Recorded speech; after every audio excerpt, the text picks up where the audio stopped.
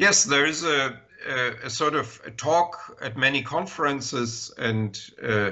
at sort of meetings, often on the sidelines and not in the official conference debate, that actually a loss of Russia, a victory of Ukraine in this war is insofar not desired, because what then many fear is that this would lead to a destabilization of Putin's regime, and if Putin regimes destroys itself, then this may also lead to the destruction of the Russian Federation. And what is here, of course, also very suggestive is that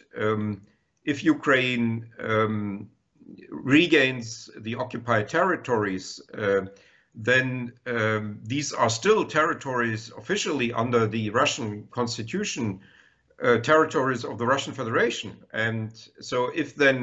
you then have a sort of situation in which Ukraine is winning, Russia is entering an economic crisis,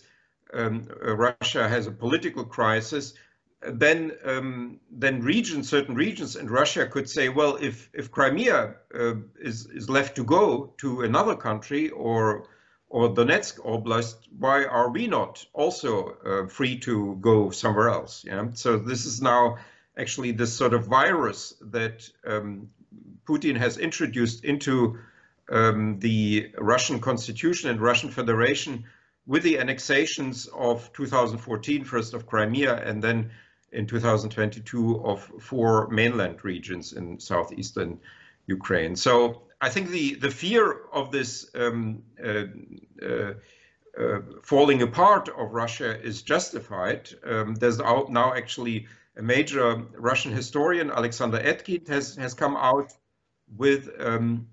the assertion that Russia could self-destroy itself by this war, and he compares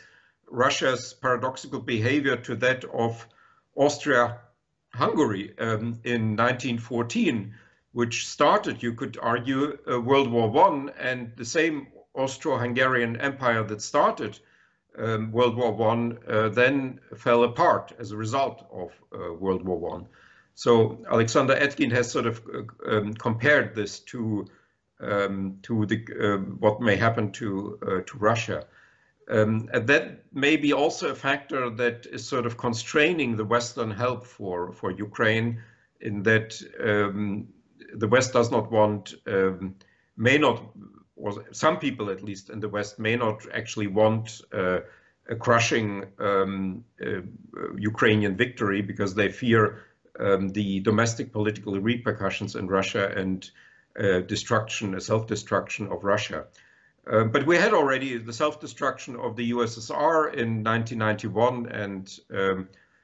nothing extraordinary happened, at least at that time. Out of this, the nuclear weaponry stayed under control, and so I don't think that there is actually a big risk here, and it's all overdrawn.